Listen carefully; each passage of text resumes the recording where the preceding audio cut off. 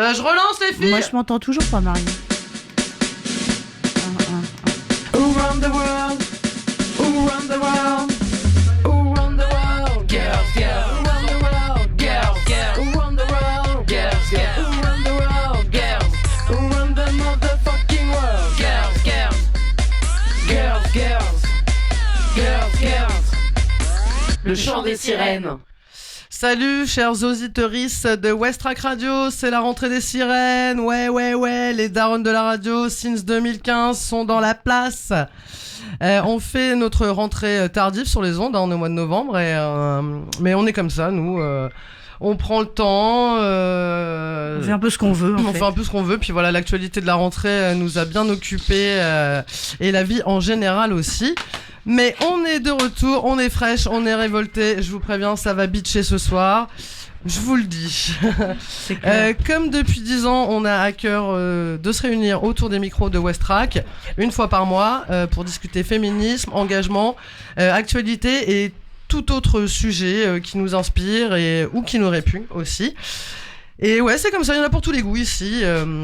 Et en ce lundi 10 novembre 2025, donc c'est quand même la veille d'un jour férié, le 11 novembre, qui commémore la fin de la Première Guerre mondiale, qui a pris fin du coup en 1918. On fait un petit peu d'histoire quand même. On est là pour se cultiver notre culture.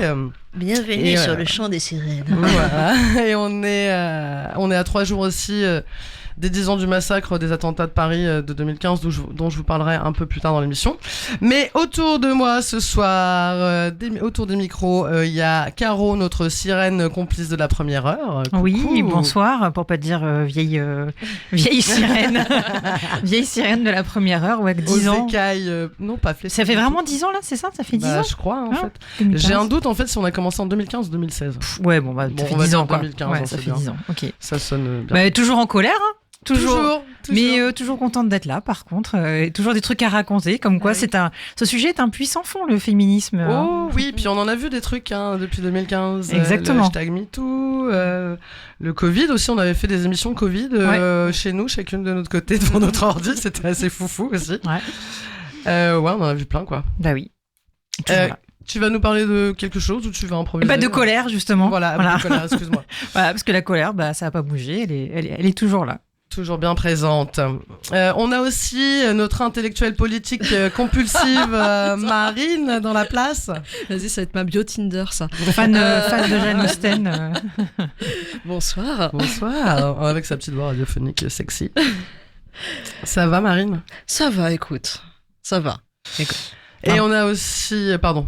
On devait avoir notre journaliste tout-terrain qui traverse les contrées éloignées pour nous ramener l'actualité et l'info, Anne-Laure, mais qui n'a pas pu venir. On te fait des gros bisous, Anne-Laure. Bisous, Anne-Laure. Et notre exceptionnelle queen du rock'n'roll, mais pas que, Doris. La queen du crime aussi. Queen du crime. Mais ce soir, je vais vous parler d'une autre forme de crime. Et je vous demanderai justement, est-ce que c'est un crime? Oh, waouh. Non, nous allons parler l'art du spoiler. Des travailleuses et des travailleurs du sexe, même si je pense qu'on peut féminiser largement. Travailleuses du sexe, je crois. Mais c'est compliqué. Parce qu'ils sont plus de 90% à être des femmes. Waouh, cool. Enfin, cool, n'importe quoi, je dis ça. Cool, n'importe quoi. Pouce en l'air. Moi, je suis en train de regarder le morceau que je vais mettre après, désolé. Trop bien d'être travailleuse du sexe, pouce en l'air. Ça a l'air sympa comme job. Merde. Non, désolé, je regardais, je suis concentré sur l'ordi pour passer. Voilà. Oui, parce que quand même, bonsoir Marie, qui gère d'une main de maître et la réalisation, et la sélection musicale, et la présentation. Attention. Et l'apéro. Ça toujours. Et qui est pour le coup la sirène en chef de la première heure, toujours là, 10 ans après. Toujours présente et on n'est pas prête de lâcher le truc. Et ben je vous propose plutôt d'écouter un petit morceau que je viens de découvrir. Alors j'ai pas eu le temps de chercher les présentations, d'où ça vient, tout ça, c'est juste super bien. Donc on va écouter Mudrat et le morceau s'appelle I Hate Rich Counts.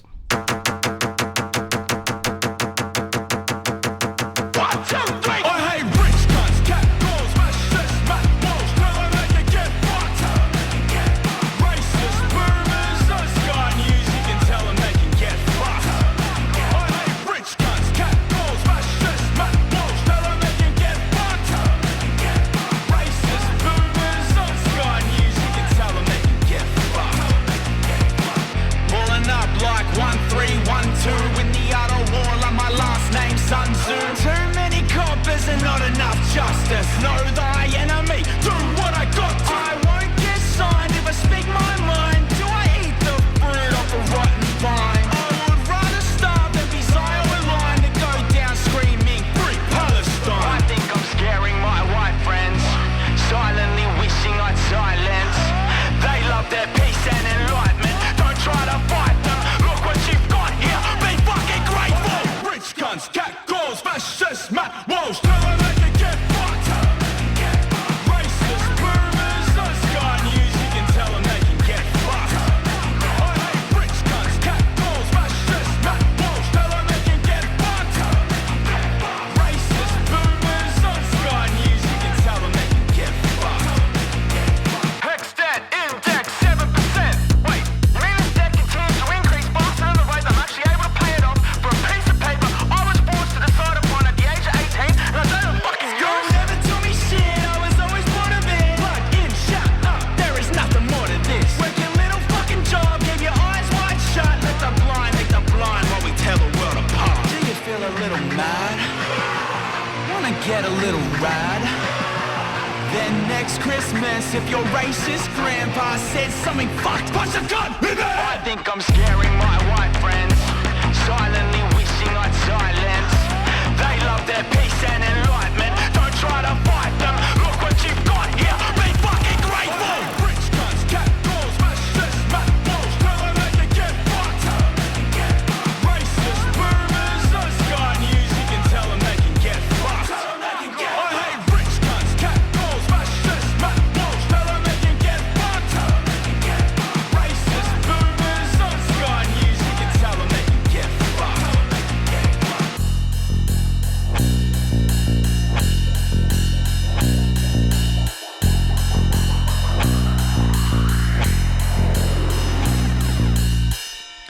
Vous êtes de retour dans le Chant des Sirènes sur Westrack Radio. Donc ce soir, c'est une présentation à multiples voix en sonovision et 4K chez vous le plus près parce que 4 cab.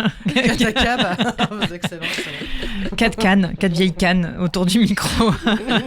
Moi, j'aime bien qu'on dise que les autres sont des vieilles cannes aussi, qu'il n'y ait pas que moi. Ouais, voilà, nous on Ouais, est ça, je toutes, suis on une est vieille toutes canne. ensemble, solidaires dans notre vieille canitude. Pas de problème. Merci Marie pour ce morceau bien en forme hein, pour Bien punchy, redémarrer. carrément. que ça faisait- trop bien. Il est trop bien ce morceau. Grave. Parce que ça faisait quand même un petit bout de temps qu'on avait lâché les micros avec la pause estivale. Tout à fait, on a voilà, du mal à revenir. On a du mal à rentrée, revenir parce que un monde compliqué. on roule dessus tous les jours. Voilà, et puis qu'on porte quand même un sujet depuis 10 ans qui est pas toujours simple et on mène des luttes qui sont pas toujours simples. Donc il faut aussi toujours trouver la motivation et l'envie de venir vous parler. Et là, on est très contente d'être là ce soir, de se retrouver. Du coup, Marie, comme à notre habitude, on parle d'actualité féministe et féminine. Et donc, qu'est-ce que tu as pu remarquer ces derniers temps et de quoi tu voudrais nous parler ? Il y a beaucoup de choses, hein, comme vous en doutez, et comme vous avez dû le voir aussi, mais quand même un truc que je pense positif, c'est la nouvelle loi sur le consentement, en fait, la loi du 6 novembre 2025 qui vise à modifier la définition pénale du viol et des agressions sexuelles. Donc en fait, la loi intègre le non-consentement de la victime dans la définition du viol et des autres agressions sexuelles, ce qui est quand même bien, parce que du coup, le non-consentement, si tu dis rien, c'est que t'es pas consentante. Hein. Donc elle précise que le consentement doit être libre et éclairé, spécifique, préalable et révocable. Il s'agit de passer de la culture du viol à la culture du consentement. Donc la loi a été promulguée le 6 novembre 2025 et elle a été publiée au journal officiel le 7 novembre 2025. Donc l'essentiel de la loi, c'est donc cette proposition de loi initiale a été amendée pour tenir compte de l'avis du Conseil d'État du 6 mars 2025 qui avait été saisi à la demande de 2 députés auteurs du texte. Le texte donc prévoit d'introduire dans la loi la notion de non-consentement de la victime afin de caractériser les viols et les autres agressions sexuelles. Donc l'article 222-22, c'est bien moi, c'est que les deux. Comme ça, on s'en souvient. Du Celui-là, il faut bien s'en pénal souvenir. sera désormais rédigé ainsi. Constitue une agression sexuelle tout acte sexuel non consenti commis sur une personne d'autrui ou sur la personne de l'auteur. Cet article est précisé Pour définir le consentement et la manière de l'apprécier, le consentement devra être libre et éclairé, spécifique, préalable et révocable. Et apprécié au regard des circonstances, sans pouvoir être déduit du seul silence ou de la seule absence de réaction de la victime.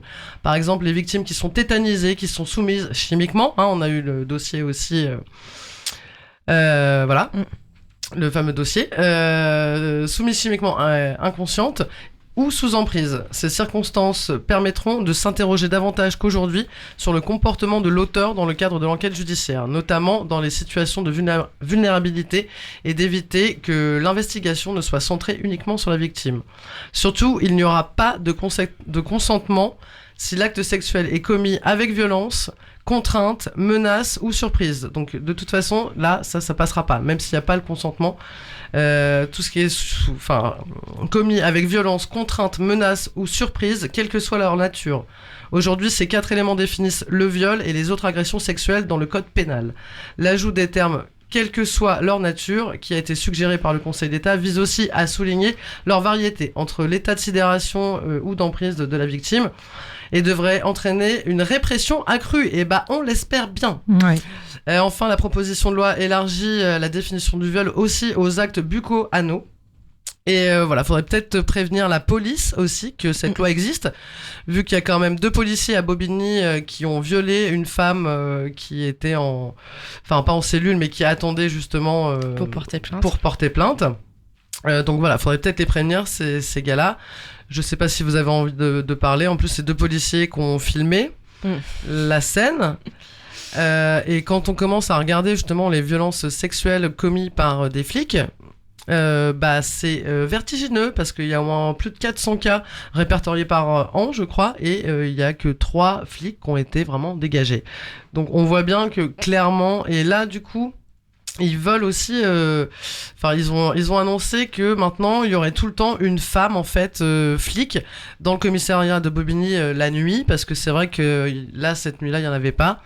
Et que apparemment les hommes flics ne pourraient pas. Ils pourraient pas se maîtriser en fait. Voilà. Et que j'imagine que ça doit être très dur pour ces femmes flics, vu l'ambiance. Ouais. Voilà. Puis de se retrouver avec cette responsabilité-là, comme si les hommes en fait pouvaient pas juste être des humains. Et peut-être défendre les femmes qui se font violer sous leurs yeux, quoi. Mais bon, ça. Voilà. Le problème c'est l'institution de la police qui pose problème, et les hommes et les femmes qui participent, mais les hommes surtout. Mais c'est ça. Donc les effectifs de nuit maintenant seront. Il y aura au moins une femme présente, parce que les mecs savent pas se tenir, et que j'espère, force à vous les meufs, les meufs flics, ce que vous devez subir aussi avec ces super collègues. En tout cas, cette notion de non-consentement, ça fait partie des petites choses ces dernières années qui sont passées au niveau de la loi. Alors, est-ce que ça change le fond des choses ? Je sais pas, mais en tout cas, on disait tout à l'heure, ça faisait 10 ans qu'on était là, on a vu passer des choses. Je me souviens, on avait beaucoup parlé au moment où il y avait la notion de harcèlement de rue qui était rentrée aussi dans la législation. En fait, c'est des petites choses qui peuvent permettre d'avancer. Alors, est-ce que malheureusement, ça change pas la mentalité de base des hommes, mais au moins la loi, elle est envers les victimes, et espérons que... On sera là pour vérifier les chiffres. Sachant que j'étais pas spécialement pour la loi sur le harcèlement de rue, mais justement parce que ça rendait policiers... c'était des plaintes qu'on devait poser à la police. Ouais. Bon, après, ils se filment. Juste sur la police, quand même un petit big up si Anne-Laure écoute, à ses collègues de YouPress qui avaient fait une super enquête du MeToo Police, justement sur les femmes agressées par les agents de police. Donc encore, soutenez le journalisme indépendant. Tout à fait. Et voilà. Mais et oui, moi, j'étais sur le harcèlement de rue, il y avait un truc de... ils étaient contents parce que c'était... comment dire ? La façon dont on le dénonçait, ça permettait de dire que c'était pas de la culture de blanc, le harcèlement de rue. Ah oui. Ah oui, d'accord. Donc voilà, mais après, c'est pour ça que des féministes type Chiappa s'étaient un peu emparés du sujet pour pas qu'on parle d'autre chose, mais à voir. Le consentement, c'est autre chose. Voilà. Je pense que c'est important que ça rentre dans la loi. Est-ce que j'enchaîne? Un coup de chaîne vas-y. Alors moi je voulais aussi j'étais très épatée en fait de la présidente mexicaine et de son discours d'investiture en fait, donc Claudia Sheinbaum Pardon, qui est née en 1962, qui est une femme politique, scientifique, spécialiste de l'énergie et du changement climatique et universitaire mexicaine, qui est la 66e et actuelle présidente du Mexique depuis octobre 2024. Elle est la première femme et la première personne juive à occuper ce poste, et en plus, elle est de gauche. Et je vous conseille d'aller voir son discours d'investiture. En fait, ça prend le cri au de l'indépendance. Free Mexico. Enfin, c'est un truc de malade, quoi, de voir une femme. Et en plus, elle est vraiment convaincante. Enfin, elle a un pouvoir. Elle est une super oratrice, quoi, je trouve, en tout cas. Et puis il y avait beaucoup de symboles dans toute sa cérémonie, sa robe violette qui était clairement un appel aux luttes féministes, une représentation aussi des peuples opprimés du Mexique. Je crois que sur son chemin pour aller jusqu'au balcon pour prononcer le cri de l'indépendance, elle s'était arrêtée devant le portrait d'une femme mexicaine militante très importante. Enfin, en fait, toute sa cérémonie. Après, moi j'ai pas cette connaissance-là, mais j'étais tombée sur un article qui expliquait un peu tous les symboles qu'il y avait eu derrière son cri. Et ça sentait que du coup, elle était hyper investie et qu'elle vivait ce moment-là comme un moment historique. Et c'était, rien que d'y repenser, j'ai un peu la gorge qui se noue parce que c'était un très très très beau moment historique. Ouais, je vous conseille d'aller l'écouter. Et du coup, cette superbe présidente mexicaine, Claudia Sheinbaum, a présenté, donc, parce qu'elle a été victime d'agressions sexuelles aussi, de violences dans la rue. Là, je sais pas si vous avez vu la vidéo, mais elle est en train de rencontrer les gens, et t'as un mec qui essaye de l'embrasser dans le cou, qui commence à lui mettre les mains sur les hanches, sur les seins. Donc au début, il la dégage un peu, se dit oui, non mais c'est bon, là, le relou de service, qu'est-ce que tu fais là? Et en fait, il s'avère que ce mec-là a agressé d'autres filles aussi dans la journée. Et donc, elle a décidé de porter plainte le jeudi 6 novembre. Et aussi, elle a présenté un plan qui vise à encourager justement les plaintes et les sanctions contre les violences sexuelles subies par des milliers de femmes chaque année et par la dirigeante du coup elle-même cette semaine. Et effectivement, au Mexique, on sait bien que les violences, elles sont courantes et quotidiennes chez les femmes. Contre les femmes, voilà, donc c'est très bien. Voilà, donc ça donne un peu foi, quoi, de voir cette présidente mexicaine convaincue et qui va pas se laisser faire, et convaincante. Ouais, ça rappelle, on avait parlé aussi dans le Chant des Sirènes. Je suis en train de faire un petit peu les archives du Chant des Sirènes. On avait accueilli à l'occasion de l'exposition Vivas Nos Queremos au Tetris de Catalina Chico. Ouais, une exposition vraiment sur le mouvement. Ah non, c'était pas elle. Non, c'est pas ça. C'était autre chose. Le mouvement de lutte féministe et artistique d'Amérique du Sud, notamment au Mexique, mais pas que, et qui dénonçait les violences dans un pays où les femmes sont très fortement agressées, violées et tuées. Donc voilà, ça fait. Ça rappelle ça. Ça rappelle des souvenirs. Des souvenirs. Moi qui n'ai jamais de mémoire, d'un seul coup, ça fait écho à plein de choses. Est-ce que vous avez quelque chose à rajouter, les filles? Il y a Mme Dani. Mme Dani? Il y a Mme Dani. Ah oui, les bonnes nouvelles, on oublie les bonnes nouvelles. Les bonnes nouvelles quand même. Le nouveau maire de New York. Le nouveau maire de New York. Mme Dani, Mamdani. Ouais, vas-y, on va faire un petit... Non, ça m'a fait rire parce qu'il a fait un débat avec Andrew Cuomo. Et Cuomo, il a jamais réussi à dire correctement le nom de Mamdani. Et à un moment, Mamdani l'arrête dans le débat. Il fait non, mais je m'appelle Mamdani, Mamdani, c'est pas compliqué, apprenez-le. Et c'est devenu les gens ont commencé à le sampler, c'est devenu une chanson en fait depuis son élection. J'ai vu un truc passer sur la femme, forcément, d'un moment on s'interroge à savoir qui est la femme d'eux.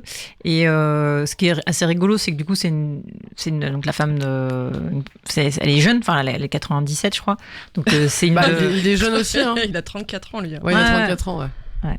Et du coup, elle est, c'est une elle représente la Gen Z, donc c'est aussi une des premières fois, pas une des premières fois, mais ça commence, la Gen Z commence aussi à être représentée, même si c'est pas elle qui est élue, c'est quand même la femme de mère plus grande, elle va être mise sur les projecteurs. Mais du coup, quand j'ai vu passer des choses sur elle, tout de suite, c'était qui est la discrète femme. Elle est absolument du pas maire. discrète en plus. En plus, c'est une artiste hyper, très, très contemporaine et tout, bref. Et aussi, c'est un peu la Lilith des temps modernes. Ah non, Waouh. Tout de suite. pas. J'espère Non, mais- qu'elle finira pas comme elle. Mais... J'ai vu passer des trucs comme ça et c'est marrant comme on peut pas s'empêcher. Non, mais c'est fou parce qu'en plus, elle, ça lui colle vraiment pas. Ah, à pas la du peau, tout. quoi. Enfin, Ouais. c'est une artiste illustratrice. Je vous conseille d'aller voir son boulot. Ouais. Et j'ai un trou de mémoire sur son nom. C'est Rama. Rama. ouais. C'est Madame Mamdani. C'est pour Non. c'est pas dur. Oh. Oh, c'est pas dur. Mais moi j'ai vu. C'est une Rama vidéo- Douaji. Ok. Du Waji. Oui. Et franchement, elle écrit bien, elle dessine bien. C'est Une artiste talentueuse. C'est une artiste vraiment, talentueuse. puis très engagée. syrienne Et syrienne, oui. et très engagée aussi pour la Palestine. Et puis après, Mamdani, il vient pas de nulle part Oui. non plus. Enfin, Non, je veux non. dire, sa mère, elle est réalisatrice. Enfin, Ouais, ça fait peur à Donald Trump. ça fait. Bah, tu m'étonnes. Et on est bien contente. Mais c'est vrai que sur sa femme, ça m'a fait rire parce que j'ai vu une nana dire au début, je me méfiais de Mamdani parce que il souriait tout le temps. Il souriait tout le temps. Et je me méfie des gens qui sourient tout le temps. Puis après, j'ai vu une photo de sa femme et je fais, ouais, je comprends qu'il sourit tout le temps. Tu m'étonnes. Je comprends aussi. Je comprends. Mais moi j'ai juste vu une vidéo où justement il se balade en vélo dans New York. Ouais. Et t'as des gens qui disent communiste, communiste. Et il dit non, c'est cycliste, cycliste. En plus, il a l'air d'avoir de l'humour. parce que, Il est très drôle. Non, Il puis, vaut mieux en avoir. Ouais. et puis, Oui, bah, puis puis on leur surtout, fait Puis il est ouais. BG, moi je trouve. et il est hyper ouf. BG. Ah ouais. Il est hyper Ah, BG. ouais. Et là c'est l'iconographe qui parle, mais quel plaisir d'aller chercher des photos de Mamdani, parce que quand tu passes tes journées à chercher des photos de Trump ou de MBS ou de machin, tu vois, tomber sur une photo de Mamdani, tu fais enfin un beau gosse. Mais oui, c'est complètement trivial. Hein. Ce soir, je suis en roue libre aussi, mais c'est le discours d'investiture de Mamdani était vachement intéressant Ah, parce j'ai que pas regardé. sur plein de sujets, bon déjà. Effectivement, c'est le premier maire musulman là, immigré oui, à arriver à New York. Donc, il le dit dans son investiture. Il dit c'est une ville faite par les immigrés, avec des immigrés. Et maintenant qu'il y a un maire immigré. Qui est dirigé par un Qui est immigré. dirigé par un immigré. Il a dit qu'il fallait renforcer le pouvoir des syndicats. Il a dit qu'il allait s'occuper des logements avec des loyers. C'est pour ça qu'il a été élu aussi. Voilà, Ouais. on parle des personnes trans. Voilà, aussi. Et qu'il a dit que non, il s'excuserait pas ni d'être un homme musulman, ni d'être un immigré, et que c'était ça qu'on lui reprochait. Enfin, tout le discours, à la fois social, politique, et d'une certaine manière, pas identitaire, mais tu vois, de représentation, il était fort de bout en bout. Après, à voir ce que ça donne sur le long terme. Bah, on lui souhaite bon courage. Ouais, parce mais que- c'est bon courage. On a plus l'habitude d'avoir des hommes, femmes politiques qui assument vraiment ce qu'ils sont, ce qu'ils représentent. Alors, ils viennent d'arriver et tout ça, mais même parfois, hein, on peut voir un peu plus de mollesse. Et là, Oui. au moins, c'est affirmé. C'est affirmé. Je pense que vu le contexte aux États-Unis, t'es un peu obligé d'être affirmé comme ça. C'est une petite lueur d'espoir, franchement. Et puis quand on voit les personnes qui vont s'occuper de la transition avec lui, déjà c'est que des meufs, et puis il faut voir les bulldozers que c'est. Trop bien. Et puis quand je dis bulldozer, c'est-à-dire c'est des... Ah putain, ce soir j'ai plus de mémoire, mais la personne qui va s'occuper de la transition, c'est une nana qui s'est déjà occupée de remettre ou pas la Silicon Valley sur le droit, quoi. Donc je veux dire, c'est quelqu'un qui a pas peur de se confronter aux milliardaires. Ouais, voilà. bah, tant Donc, mieux. c'est Parce une que... super avocate. Après, ça va être une enclave dans un pays voilà. Oui, mais là, il n'y a pas les élections de mi-mandat. Enfin, aux États-Unis, là, les trucs d'intention, un peu, je sais plus, Marine, tu me corriges. Je Les sais. midterms. Ouais, c'est ça. Les midterms qui vont aussi un peu voir la popularité de Donald Trump. Mais moi, j'avoue, j'ai regardé un documentaire là sur comment les femmes américaines sont traitées actuellement et c'est affligeant. Je crois que c'est un documentaire sur Arte que je vous conseille. Ouais, les violences, enfin, c'est des femmes qui sont une qui a été violée, qui a pas pu avorter parce qu'évidemment, comme vous le savez, dans certains États des États-Unis maintenant, l'avortement est illégal. Et que en plus les mamans sont responsables de leur enfant et de leur santé. Donc il y en a une par exemple qui a pris 30 ans de prison parce que son mec l'a violentée pendant son pendant sa grossesse ou un autre qui a tué son enfant et en fait c'est elle qui va en tôle pendant 30 ans parce qu'elle n'a pas su protéger ses enfants. Ça me fait penser aux flics de Bobigny, tiens. Ah bah ouais. Comme un lien. Bon, on va Petit peut-être morceau faire de musique. un petit morceau, Voilà. allez. On va s'écouter un petit truc de meuf trop badass en plus que Sandrine, une amie, m'a envoyé. Donc le groupe s'appelle Panic Shack et le morceau s'appelle Gok Man. Et ça envoie du lourd. I squat for 2 hours a day, not enough to keep the red ring of shame away. If my stomach is flat and my ass is perky, maybe I could get everybody to like me. Singers for dinner, starving yourself. Trini and Susanna stacked on the shelf. Vertical stripes and skipping meals. Nothing tastes as good as skinny feels. I look good, this is all I do. My body is yours, enjoy the view. I look good, this is all I do. My body is yours, enjoy the view. I squat for 5 hours a day. Fat or pregnant, thin or dying, what would the tabloids say? And I throw up everything I eat, 'cause nothing tastes as good as skinny feels. I squat for 12 hours a day, and the best I do what people on the telly say. And all I count are pounds of calories. Don't read books, just glossy magazines. Who needs brains when you've got hippos like mine? I learned this from you, Mum, I must be doing fine. Nothing really matters except numbers on the scales, 'cause nothing ever tastes as good as skinny feels. I look good, this is all I do. My body is yours, enjoy the view. I look good, this is all I do. My body is yours, enjoy the view. Wanna be the smallest girl that's ever lived. Wanna go down in history for being thin. Wanna be the smallest girl that's ever lived. Wanna go down in history for being thin.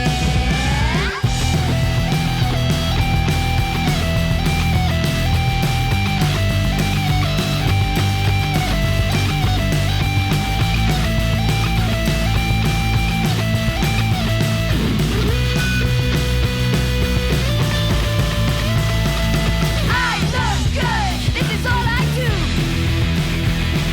My body is yours, enjoy the view. I look good, this is all I do. My body is yours, it's all for you. Vous êtes de retour complètement sourd dans le chant des sirènes sur Westrack Radio. Marie, Comme moi, je suis sourde en voilà. ce moment. Marie est un peu sourde et du coup je crois qu'elle a poussé les boutons un peu fort, surtout sur ce morceau Panic Shack. Voilà, toujours bien dynamique, toujours bien énervé et ça fait du bien parce que vu tout ce dont on parle, besoin un petit peu d'exorciser tout ça. Tout à fait. Et du coup, Doris, ce soir, tu voulais nous proposer un échange. Un genre de débat. Un genre de débat. Enfin, pour éclairer ma propre lanterne. Alors, il se trouve, je vais vous expliquer en fait le pourquoi je suis arrivée à parler des. En fait, le sujet, c'est les travailleuses du sexe. Je dis les travailleuses du sexe parce que pour l'instant, je n'ai pas rencontré d'hommes qui faisaient ce travail. Majoritairement féminin. Ouais. Voilà. Il se trouve que je scrolle quand même pas mal sur Instagram, c'est même un petit peu maladif. Et à force de regarder de temps en temps un contenu, je vois une jeune femme qui parle de manière tout à fait ouverte de ses...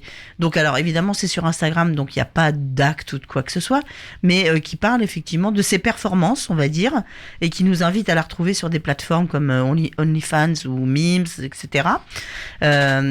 Et puis j'en vois une autre, je vois une mère de famille qui fait ça, qui explique, qui parle de ses seins, des gens hyper ouverts. Et là je me dis putain, qu'est-ce que je suis coincée moi, c'est pas possible. Donc elles expliquent qu'en fait elles font du contenu pour adultes, elles sont TDS, voilà. Donc, je me suis un petit peu renseignée et puis voilà ce que ça donne. Donc, c'est travailleuses du sexe à l'ère des réseaux. L'émancipation sous algorithme. Alors, elles ont troqué les trottoirs pour les timelines. En France, une génération de travailleuses du sexe a fait du numérique son principal espace d'activité. Sur OnlyFans, Mime ou Twitter, elles produisent et vendent leur propre contenu entre érotisme, influence et entrepreneuriat. Je dirais même érotisme, je dirais même porno. Hein. Le web leur offre ce que la rue refusait, c'est-à-dire la maîtrise de leur image, de leurs tarifs et de leur clientèle. Internet, en fait, a permis une certaine autonomie, reconnaît une militante du STRAS. Le STRAS, c'est le syndicat du travail sexuel. Mais cette liberté s'accompagne d'une nouvelle servitude plus invisible, celle des plateformes et de leurs algorithmes. Car la visibilité a un prix. Pour survivre dans l'économie de l'attention, il faut produire sans relâche. Vidéos, stories, interactions. Le travail devient continu, la frontière entre intimité et performance s'efface. Plus un contenu est explicite, plus il attire d'abonnés. La logique algorithmique pousse à la surenchère. La performance permanente est devenue, selon une enquête de Street Press datant de 2025, la condition de la survie économique. Derrière donc les lumières des studios, beaucoup parlent d'épuisement, de solitude et d'angoisse de l'effacement numérique. Car tout peut disparaître d'un clic, un compte fermé et c'est la clientèle qui s'évapore. Les travailleuses du sexe, donc les TDS en ligne, font face au harcèlement, aux fuites de données, à la censure sélective. Certaines plateformes bannissent le contenu sexuel tout en profitant de sa rentabilité implicite. Perdre un compte, c'est perdre son gagne-pain, résumait déjà une enquête de Numérama. La précarité se déplace du trottoir au cloud. Le cadre légal, lui, reste en décalage. Depuis la loi de 2016, la France pénalise l'achat d'actes sexuels au nom d'une logique abolitionniste. Si la vente de contenu érotique n'est pas interdite, leur promotion explicite l'est souvent sur les réseaux. Résultat, ces travailleuses naviguent entre légalité, contournement et invisibilité forcée. C'est-à-dire que par exemple, elles évoquent les choses en bipant elles-mêmes certains mots, en sachant que si elles disent telle ou telle chose, la vidéo va être censurée. Donc elles sont à la fois indépendantes, mais constamment menacées d'effacement. Alors cette mutation bouleverse les repères. Selon l'OCRT, donc qui est l'Office central pour la répression de la traite des êtres humains, et le Sénat, donc ça date de 2025, entre 20 000 et 40 000 personnes se prostituent encore en France, dont 85 à 96% sont des femmes et près de 90% d'étrangères. Alors là, on a affaire à deux formes de prostitution totalement différentes. C'est-à-dire qu'il y a la prostitution en ligne, et là on voit... Alors, est-ce que c'est la prostitution ou c'est... Parce qu'il y a beaucoup de femmes qui font des vidéos comme celle dont tu parles avant, mais qui ne font pas dans in real life, tu vois, qui ne font pas dans la vraie vie.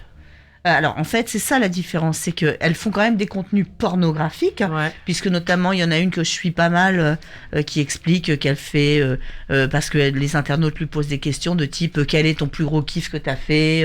Moi, mon plus gros kiff, c'était avec deux mecs, il y en a un, il me faisait ça, Ouais. ça et ça, enfin, voilà, donc... Donc elles le font, enfin c'est du porno, mais est-ce qu'il y a de la prostitution aussi derrière ça, en fait? En fait, c'est une autre forme de prostitution, puisqu'en fait, elles vendent... tu peux regarder leur contenu, c'est-à-dire quand elles font ces scènes de sexe très explicites et très imagées. Oui, du porno, quoi. Du porno, hein. Tu peux le regarder si tu payes. Voilà. Ah, ok. Voilà. Donc c'est une forme de prostitution, quoi. Je sais pas si c'est tout à fait pareil, en fait. Parce que le justement, porno, excuse-moi. on va en finis. discuter. Donc 90% donc des prostituées dans la rue, ce sont des étrangères. Mais le numérique, il recompose la carte. Ainsi, on estimait récemment que, 62% des TDS exercent désormais en ligne, contre 30% dans la rue. Donc le travail du sexe devient plus invisible, mais pas moins exposé. C'est-à-dire que c'est une autre forme de prostitution. Mais il y a aussi des risques, et ils changent de forme. C'est moins physique, c'est plus économique et psychologique. En fait, côté revenus, les écarts sont également vertigineux puisque les jeunes femmes les jeunes femmes étrangères qui se retrouvent à se prostituer dans la rue sont souvent victimes de proxénètes et ce qu'elles reçoivent en émoluments, c'est peanuts. Hein. Et pour les TDS en ligne, on parle de revenus moyens entre 2000 à 3000 euros mensuels, ce qui est pas si élevé, quoi. Mais bon. Ça, c'est pour une créatrice qui marche bien. Hein. Mais beaucoup gagnent bien moins. Après, des commissions, 20 à 30%, des frais techniques. Et puis, il y a l'instabilité des plateformes qui rentre en jeu aussi. Donc, la promesse d'émancipation économique se heurte souvent à la dureté du marché numérique. Pourtant, ce nouvel écosystème a fait aussi émerger des voix collectives. Ainsi, le Strass, dont on a parlé tout à l'heure, ou les Ours à Plumes. Alors, les Ours à Plumes, c'est un webzine et une association féministe qui a été fondée en 2015. Et leur média non mixte choisi défend un féminisme intersectionnel anticapitaliste et antipatriarcal. Elle lutte contre le sexisme, le racisme, le LGBT-phobie, le validisme et autres discriminations. Le site publie des articles, des analyses, des portraits, organise des événements et kermesses féministes et vit grâce au bénévolat et aux dons pour une parole libre et engagée. Donc les Ours à Plumes ainsi que le Strass et d'autres collectifs féministes défendent la reconnaissance du travail sexuel comme une activité légitime. Et c'est ça la question que je veux vous poser ce soir. Ces militantes rappellent que le numérique n'est pas seulement un lieu d'exploitation, mais aussi un espace de revendication, de solidarité et de parole, mais aussi de liberté d'expression. On a quand même le droit, si on a envie, de faire l'amour à 15 et de se filmer, etc. Mais justement... Si tout le monde est consentant, oui. Voilà, c'est ce que j'allais dire. Mais c'est pas aussi simple que ça, parce qu'entre empowerment et précarité, le travail sexuel en ligne révèle les contradictions de notre époque. C'est une forme de capitalisme des corps, où la liberté s'exerce sous le regard d'algorithmes.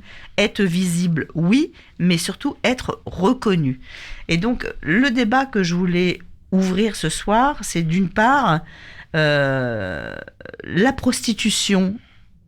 Parce que moi, de mon temps, puisque je suis l'ancêtre de dans cette pièce, de mon temps, il n'y avait pas Internet et donc ces travailleuses du sexe en ligne, il y avait la prostitution. Et la prostitution de rue, voilà.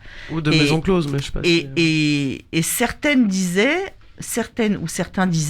mais chacun fait bien ce qu'il veut de son cul. On est d'accord. Sauf que dans la réalité, on est bien d'accord que les femmes qui se prostituent, elles le font assez rarement pour le fun.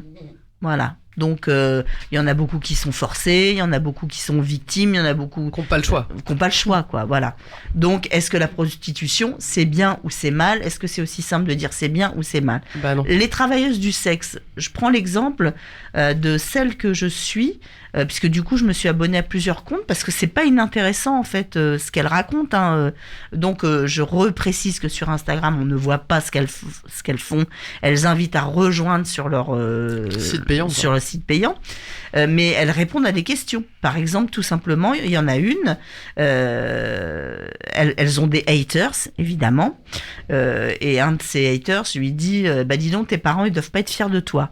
Et elle fait une vidéo avec son papa à côté, et elle dit au papa alors t'es pas fier de moi? Et lui il dit je suis extrêmement fier de ma fille parce que elle fait ce qu'elle veut, elle a réussi, elle gère sa vie, etc. Moi, dans ma tête, j'arrive pas trop à me dire que si mon fils me disait que devenir acteur porno, voilà, j'arrive pas. J'ai beau essayer d'avoir une forme de largesse d'esprit, je pense que je serais contrariée malgré tout. Mais est-ce que tu préférais qu'il soit acteur porno ou qu'il se prostitue vraiment? Ni l'un ni l'autre. Alors tu préfères un peu bizarre. Non, je pense que je préfère. Je sais pas si j'aurais envie. Non, et alors, je vais poser la question à l'envers. Je vais pas me placer en tant que parent vis-à-vis d'un enfant. Je vais me placer en tant qu'enfant vis-à-vis de leurs parents. J'ai récemment entendu une interview de. Une interview de Clara Morgan qui expliquait, donc Clara Morgan, actrice X fort connue, qui expliquait que sa fille, elle allait tomber à un moment ou un autre sur des vidéos d'elle, sur des vidéos d'elle, quoi, et qu'elle commençait à lui expliquer petit à petit. Là, la maman que j'ai, donc c'est une maman de 4 enfants, qui visiblement, qui explique, moi j'aime ça, en gros elle dit j'aime la baisse quoi, et j'aime bien m'amuser, j'aime bien faire ça. En plus, elle est de corpulence particulière, elle avoue jouer avec ses formes et vachement tabler là-dessus. Donc il y a un espèce de fétichisme par rapport à sa forte poitrine, au fait qu'elle est ronde, etc. Je me dis, elle parle aussi bien de ses enfants qu'elle parle de ça. Donc dans ma tête, ça bug un peu en fait. Les fils se touchent. Voilà, je me dis quelle est la part du droit et de la liberté de l'usage de son corps, et quelle est la part aussi de ce que cela induit sur les gens qui vous entourent. Et au final, est-ce que on est pour ou contre ce type d'activité ? Voilà, j'arrive pas à répondre à cette question. J'ai envie d'en discuter. Et déjà, je crois que c'est le plus vieux métier du monde. Ce qu'on dit. On le dit souvent, quoi. Ouais, puis pour moi, je pense qu'il faut déjà faire une distinction entre les types de prostitution. Ouais. Déjà, Ouais. ce que ne fait pas la loi qui a été votée en France, c'est-à-dire, la traite humaine, qui est une traite humaine. Enfin, je veux dire, les nanas qui sont mises sur le trottoir par des proxénètes qui viennent de pays étrangers, c'est la traite d'êtres humains. Donc ça, c'est Andrew Tate, par exemple, ce fameux masculiniste abruti, etc. Il est condamné pour ça. Donc ça, c'est pas... ce sont pas des travailleuses du sexe, ce sont des esclaves sexuels. C'est pas tout à fait la même chose. Et donc, je pense que oui, il faut qu'il y ait une législation sur ça. D'ailleurs, Après, en Belgique, ils ont fait la distinction. Ouais, en fait, maintenant, c'est un travail. En fait, tu peux être travailleuse du sexe. Et c'est un vrai emploi. Enfin, tu vois, nous, c'est France Travail. Maintenant, j'ai l'air Pôle emploi ou ANPE. Waouh! Et la question, c'est est-ce que vous pensez que on le fait, on peut choisir de le faire? Je pense que oui. Ah oui, je Apparemment, pense que oui. d'autant plus aujourd'hui avec ce que tu évoquais, les plateformes, en fait, c'est plus facile de choisir de le faire. Peut-être il y en a qui le font par des besoins économiques. Voilà, peut-être, je pense qu'il y en a certainement encore beaucoup de femmes qui arrivent sur les plateformes pour ça. Et je pense que par contre, il y a des femmes qui ont vraiment envie de le faire et qui trouvent du plaisir, de l'accomplissement aussi professionnel, parce que comme tu le dis, c'est indépendance financière. Et puis c'est un vrai boulot, parce que ça demande de gérer. Aussi, un peu en vidéo. C'est de l'entrepreneuriat, Voilà. ils en parlent. Donc ça, je pense qu'il y a des personnes qui ont vraiment cette envie de le faire, et c'est pas être assouvi que de choisir de le faire. Après, moi, en effet, la chose qui me gêne vis-à-vis des personnes qui décident de faire ça, après, elles font tout à fait ce qu'elles veulent de leur corps, et si c'est consentant, et c'est très bien, elles le font. Moi, il y a deux choses qui me gênent, c'est qu'en fait, ça ne règle pas le rapport de l'homme vis-à-vis de la femme, le rapport de l'homme vis-à-vis d'une femme hyper sexualisée. Non, puisque j'ai aussi regardé un petit peu les statistiques, la clientèle, c'est quasiment du 100% masculin. Bah oui, voilà. Donc ça reste encore des femmes qui répondent se dénudent pour répondre à des hommes. Qui répondent à des désirs, des besoins d'hommes. Enfin voilà, ça en soi, je trouve que tant qu'on n'aura pas réglé ça, peut-être qu'on continuera à avoir toutes ces déviances masculines. Il y a ça, et puis en fait le côté économique de la chose, avec toutes les plateformes qui sont entrées derrière, tous les financements qui vont avec, moi ça me gêne. Et du coup, c'est pas tant la décision de la femme de faire ça qui me gêne, c'est tout le système qui est autour et qui en profite. Voilà. Oui. Enfin, moi, c'est plutôt l'hypocrisie qu'il y a autour de ça. C'est-à-dire que ces plateformes, que ce soit Instagram, Twitter particulièrement, qui maintenant, c'est compliqué de pas tomber sur du contenu porno sur Twitter. J'ai viré mon compte Twitter. Mais c'est cette espèce d'hypocrisie qu'ils ont, un espèce de puritanisme affiché, et en même temps une exploitation des gens qui rémunèrent mal, mais on retrouve ça avec c'est une forme d'influenceur, mais version sexe. Et je pense que oui, il y a une espèce de nébuleuse, une espèce de flou économique qui ne va pas dans les poches des personnes qui travaillent, en fait. Donc c'est plutôt là-dessus, je pense qu'il faudrait réfléchir, et du coup avoir un véritable statut pour les travailleurs du sexe, travailleuses du cotisent, sexe, quoi, qui cotisent, aussi, etc. Et qu'ils aient une protection sociale. Ouais. Et qu'ils aient aussi une manière de pouvoir... par exemple, le STRAS, même s'il se présente comme un syndicat, il faut qu'il y ait la véritable force d'un syndicat. C'est-à-dire un vrai rapport de force qui peut se mettre en place. Après, à titre personnel, est-ce que moi je ferais ça ? Non, parce que je trouve que le sexe, c'est franchement... Oh là là. Non, mais tu vois, par exemple, je suis allée à Paris voir Idols l'autre jour. On a voulu éviter de prendre la 14. On a passé par un périple. On s'est retrouvés dans le bois de Boulogne.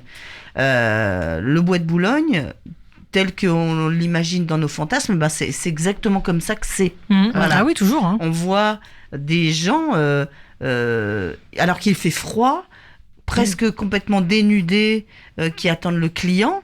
Et en fait, c'est d'un glauque. Même là, c'est la traite humaine. Enfin, là, c'est ce que évoquait. Alors, ce ne sont pas des, sont pas des jeunes. Au bois de Boulogne, pas que. Non.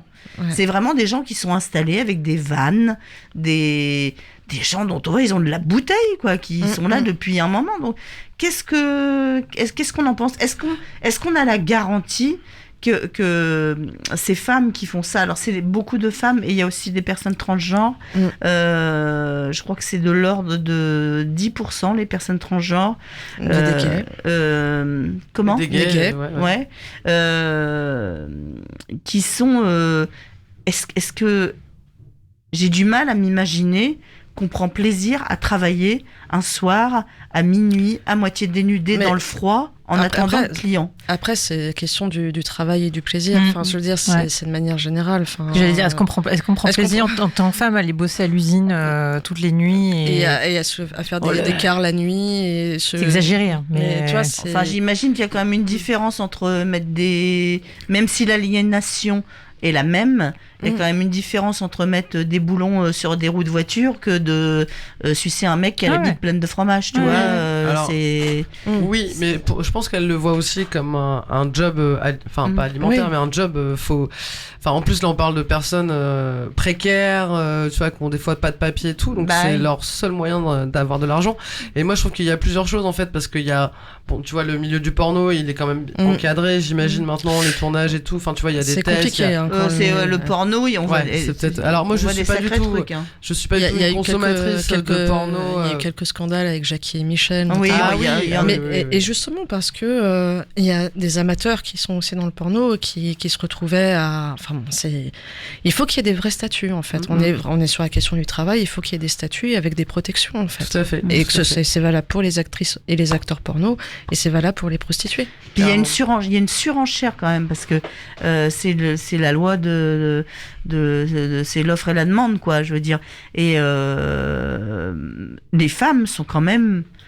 C'est pas des hommes qu'on maltraite. Moi, c'est ça, en fait. Il y a aussi le côté violence, en fait. Oui. Qui est, alors, tu vois, donc moi, je parlais du porno là. Il y a aussi les personnes dont tu parles qui font du sexe, mais... plus de l'effeuillage, peut-être un peu du porno, mais qui sont pas dans la vraie vie, tu vois, qui sont pas sur le trottoir, qui sont sur les réseaux sociaux, qui se font des thunes. Mais qui sont victimes de harcèlement aussi. Qui sont victimes de harcèlement parce que les mecs leur disent bah tu viens me sucer la bite en vrai, combien tu prends et tout ça. Elles sont là bah non, moi je fais ça, mais je vais pas faire ça quoi. Et t'as les gens précaires en fait, mais après t'as sûrement aussi des prostituées qui le font, je sais pas, chez elles ou dans, je sais pas si des maisons closes existent encore, sûrement. Mais tu vois, normalement non. Mais tu vois qu'ils se mettent aussi en danger parce que d'accueillir quelqu'un chez soi pour se prostituer, tu sais jamais sur qui tu tombes. Enfin, il y a beaucoup de mecs très bizarres et avec des fantasmes douteux. Enfin, moi, il y a cette violence-là et il y a aussi, après, les personnes dont on parlait, tu vois... qui sont précarisés, qui n'ont pas le choix, on leur a pris leur papier et tout ça, et qu'ils le font par obligation. Il y a plein de nuances, ce que disait Marine tout à l'heure. Hein.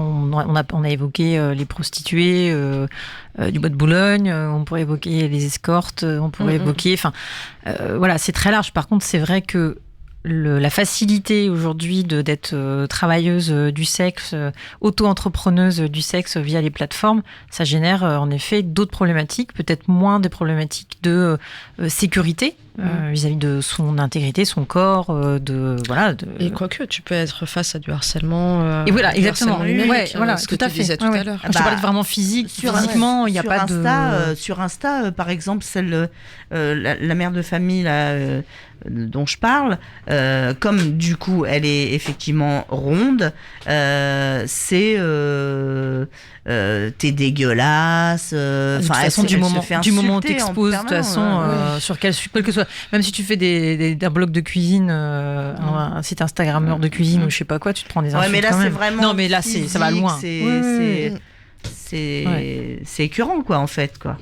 Et Mais voilà. écoute, j'ai noté les ours à plumes parce que dans les Chants des Sirènes, on voulait aussi essayer d'inviter une fois par mois à témoigner un autre collectif, d'autres assos féministes ou quoi. Et bah, ça pourrait être l'occasion C'est de. les ours. Les ours, ouais, j'ai trouvé.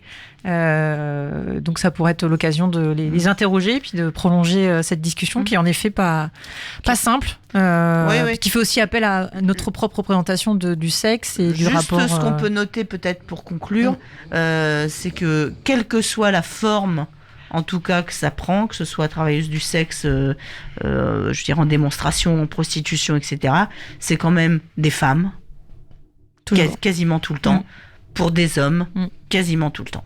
Tout à fait. Oui, puis faut pas oublier que c'est un putain de business mondial, quoi. Non, puis franchement, est-ce qu'en tant que femme, on a envie de payer un homme pour baiser? Franchement. Ouais.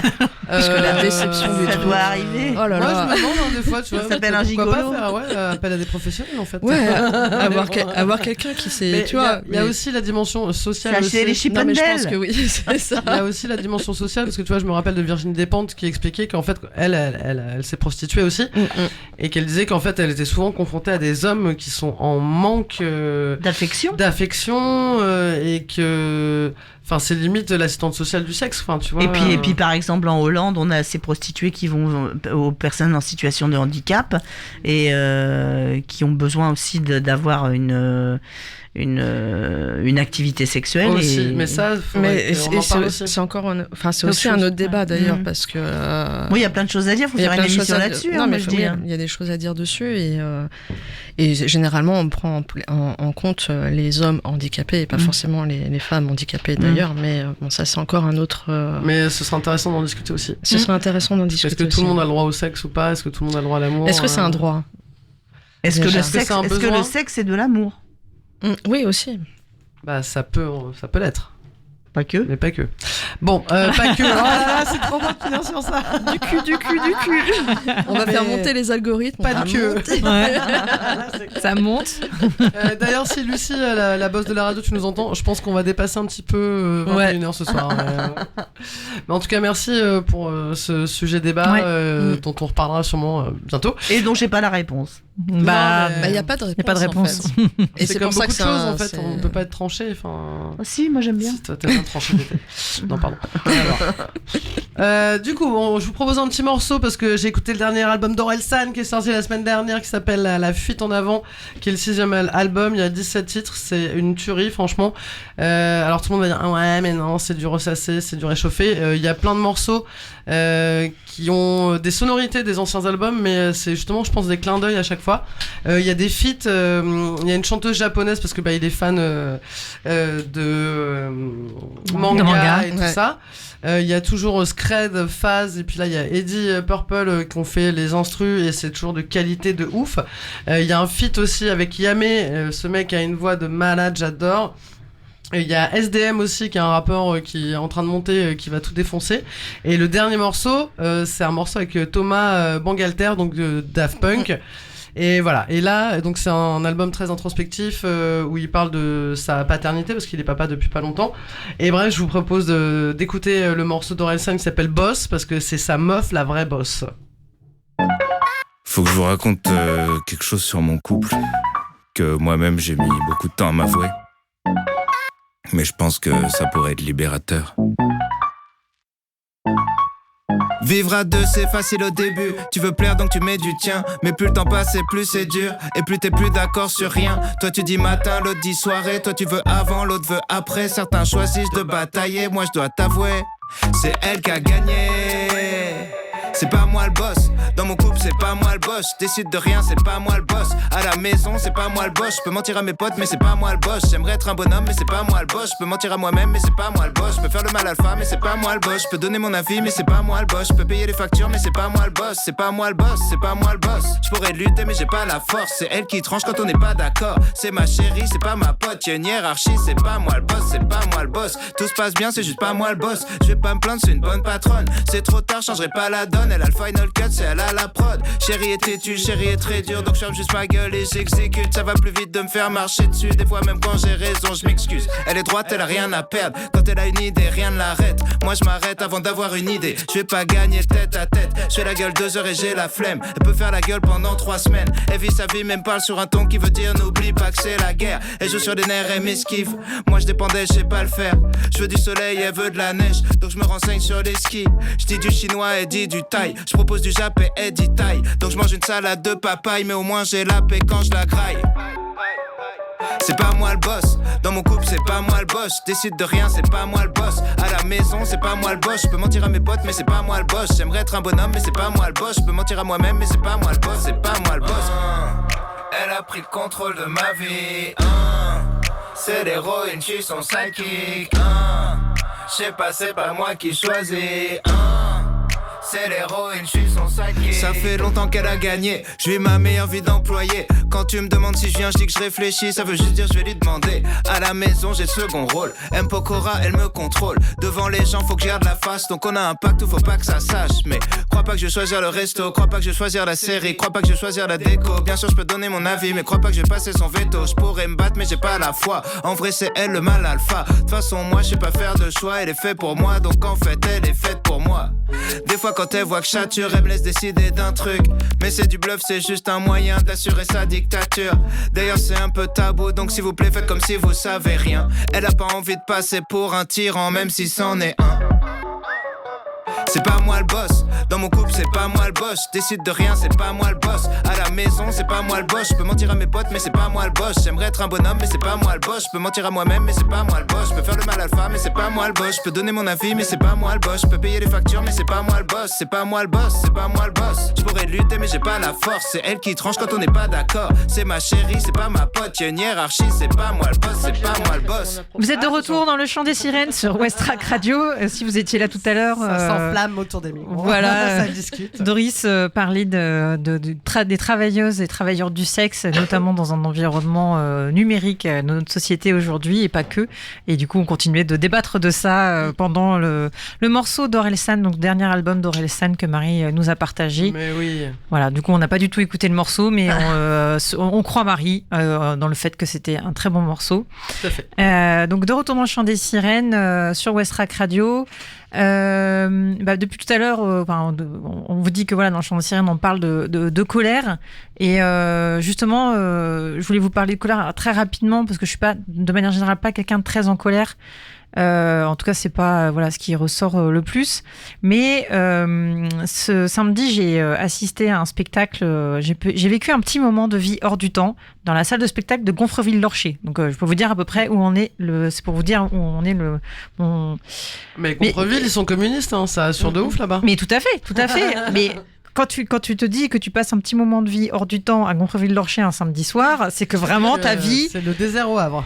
Voilà, ta vie est un petit peu triste. Non, je plaisante bien évidemment, il n'y a pas de jugement de valeur là-dedans. C'est juste que voilà, j'ai assisté à un spectacle d'une humoriste que je suis depuis un petit paquet d'années, que j'aime beaucoup, qui s'appelle Swan Périssé. Et justement, Doris, ça me fait penser un peu à ce que tu évoquais tout à l'heure. C'est une humoriste qui est assez crue et qui justement dit qui fait des blagues sur le féminisme, sur les luttes en fait qui la concernent et sur l'écologie aussi beaucoup. Moi, je l'ai aussi beaucoup découverte à travers des vidéos sur son rapport au sexe, au fait qu'elle a plusieurs partenaires. Elle parle vraiment du sexe de façon très ouverte, que moi, pour le coup, je suis pas du tout comme ça.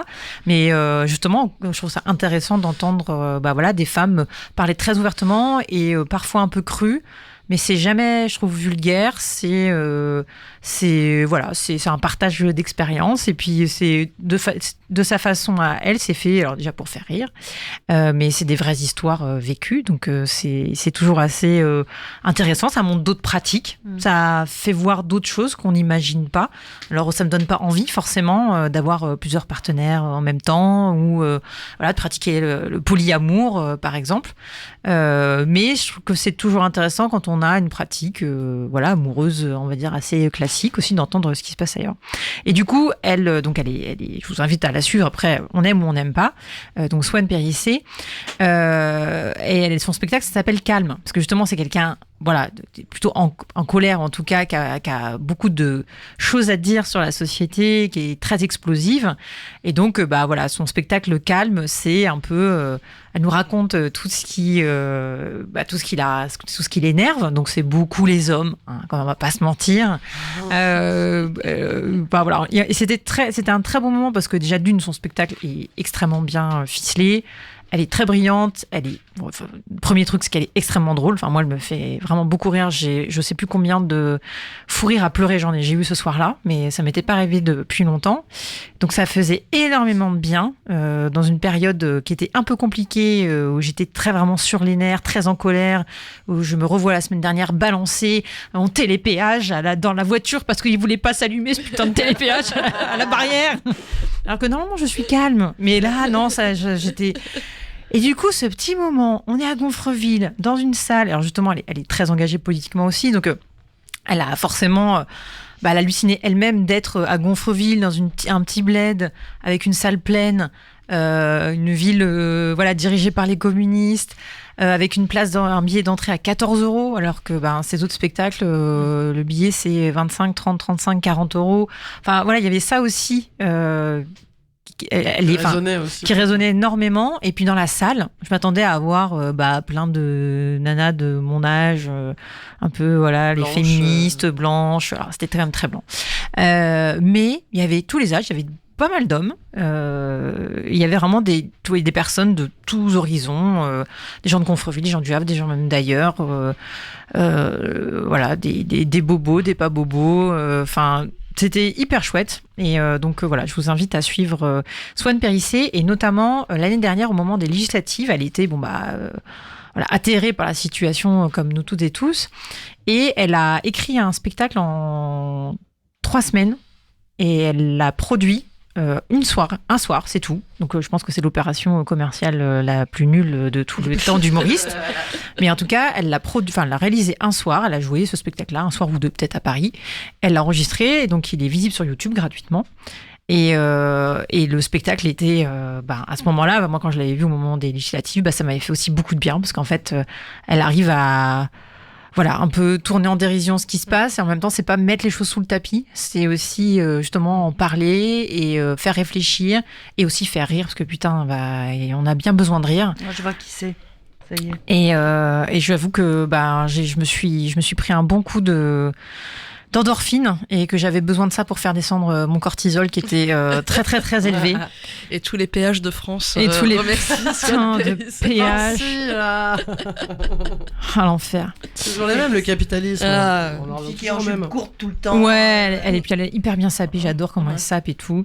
Et c'est, c'est elle mime. Moi qui voulais être clown quand j'étais petite, je suis fascinée par elle parce qu'elle mime extrêmement bien. Elle incarne les personnages. J'adore.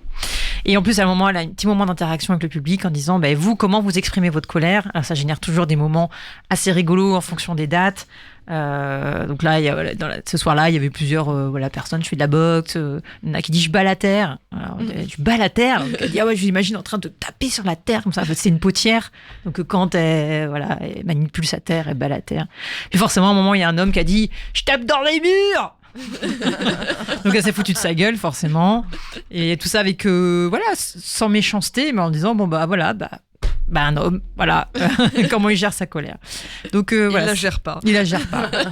Et justement, c'est aussi de dire, mais en fait, c'est pas parce qu'on est une femme qu'on est obligé de gérer sa colère. On peut aussi être en colère et balancer son télépéage dans sa Clio orange. Voilà, on peut faire ça aussi. On vous emmerde. Voilà.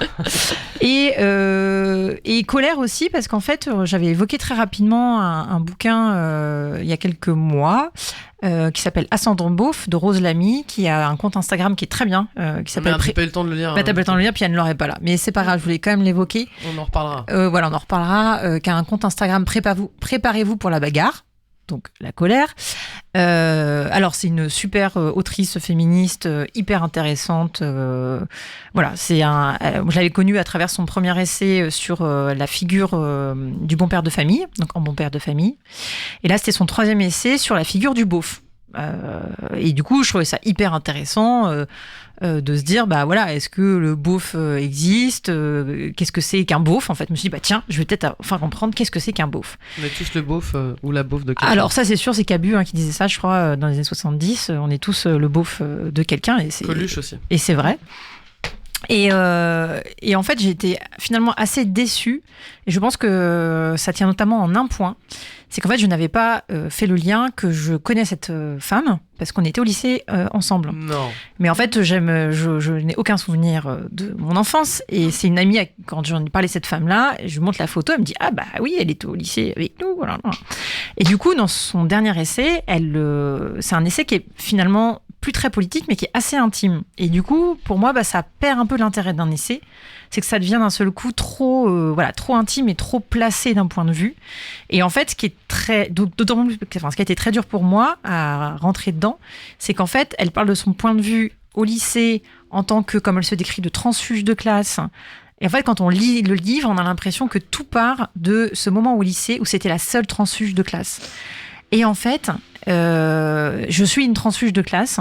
Et du coup, je disais, mais meuf. Moi, ça veut dire quoi une transfuge de classe? C'est quand tu passes de classe populaire en fait à classe supérieure. Je pensais voilà. J'étais des classes lycée. De classe, non, oui, de transition, sens. transition de classe. Voilà, tu sors un peu de ta classe sociale, économique. Voilà, pour plein de raisons. Et en fait, quand je dis je suis transfuse de classe, je me suis jamais définie comme ça, mais en fait, on était plein comme elle. On était plein à venir d'un autre milieu. On s'est retrouvés dans un lycée de centre-ville pour plein de raisons. Donc avec forcément des lycéens, des étudiants qui venaient de familles plutôt de milieux supérieurs, de CSP+, parce qu'on était en centre-ville, etc. Et du coup, après, ce que je ne rejette pas, c'est qu'elle l'a mal vécu. Et ça, je peux le comprendre. Et voilà. Et du coup, ça a forgé sa personne et aussi ce qu'elle est devenue derrière, ses engagements.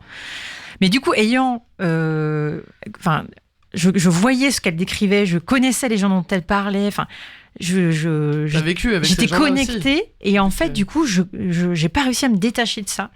Et du coup, je me suis dit, mince, ça se trouve, j'ai déjà lu plein de trucs comme ça, en fait, qui étaient un peu déconnectés, mais que j'avais pas le même niveau de lecture. Bref, voilà. Donc, finalement, ce livre, j'en retire pas grand-chose.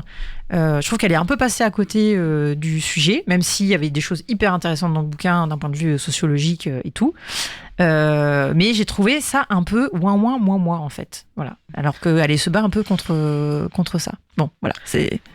Oui, j'entends Marine qui souffle à côté de moi. Non, mais je trouve que c'est un truc qu'on retrouve pas mal dans les essais féministes de ces derniers temps. Ce truc un peu plus témoignage que réflexion politique et un peu moi. Alors que quand elle était invitée pour parler justement de son livre, là c'était intéressant. Ouais. Parce qu'en fait on sortait un peu du moi. Bref. Moi je sais qu'elle fait des podcasts, elle a fait des podcasts avec Lauren Marks, qui est une femme trans que je suis beaucoup. Et elles ont fait des podcasts qui s'appellent L'heure des prolologues, je crois, qui est super intéressant. On m'a offert Ascendant Beauf pour mon anniversaire la semaine dernière, donc je vais le lire et j'espère bien qu'on en reparlera. Je pense que mon regard a été biaisé. Une petite tasse avec un lapin. Ah aussi. ouais, Doris, elle m'a fait une petite tasse avec un lapinou à l'intérieur, trop mignon. Et une boule à neige aussi avec une étoile. Trop chou. Voilà, c'était absolument pas pour critiquer l'autrice, parce que vraiment, je la trouve... Non, mais cet essai-là, tu l'as pas kiffé. Et celui-là, je l'ai pas kiffé. Et en fait, je me suis dit, tiens, pour une fois, je vais parler d'un truc que j'ai pas forcément apprécié. Et parce que là, j'arrivais à mettre un mot sur le pourquoi j'ai pas apprécié. Et pour autant, c'est dommage parce qu'elle propose la fin novembre, parce qu'elle est donc originaire de Bourges, comme moi, de l'ensemble de la France. Et Bourges va être capitale européenne de la culture en 2028. Et donc, elle est très associée à ça, parce qu'elle est encore très attachée. Elle a beaucoup œuvré aussi pour la candidature de la ville à la capitale européenne. Et là, au mois de novembre, elle anime une conférence avec Lio, je crois d'ailleurs. Bref. Lio, j'adore. Ouais, sur les sorcières. Oh, trop bien. Parce que dans le Berry, il y a Ouais. un gros lien avec les sorcières. Et donc, c'est Sorcières modernes, Sorcières du Berry. Et donc, c'est au mois de novembre, là. J'ai pas regardé s'il y avait une retransmission en ligne, mais je pense que pour le coup, ça va être hyper intéressant. Donc, voilà, Rose Lamy, je ne t'en veux pas. Mais j'ai un peu moins aimé ce livre-là. Voilà.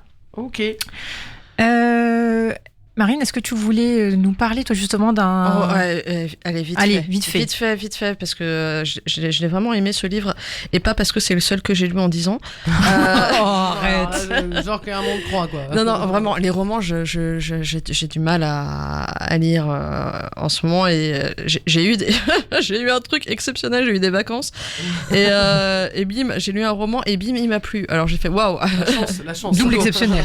Triple exceptionnel. Donc je vais y aller assez vite, mais ça s'appelle S'aimer dans la grande ville, qui était le premier roman de Song Young Park, qui est un auteur sud-coréen. Et comme le titre l'indique, ça parle d'amour, mais d'amour au pluriel. Celui qui lit le narrateur à sa meilleure amie, celui qu'il tente de donner à une mère à qui il n'arrive pas à pardonner, celui passionnel et finalement vain avec un homme plus âgé, et celui plus apaisé mais pas plus simple avec le lumineux Gyo, sa première relation longue, et qui est le garçon le plus mignon de la Terre. Mais en fait, ce que j'ai adoré dans le bouquin, c'est que à travers tous ces portraits, c'est surtout Jung qui apprend à s'aimer lui-même. Donc quand on dit s'aimer dans la grande ville, c'est s'apprendre à s'aimer soi-même.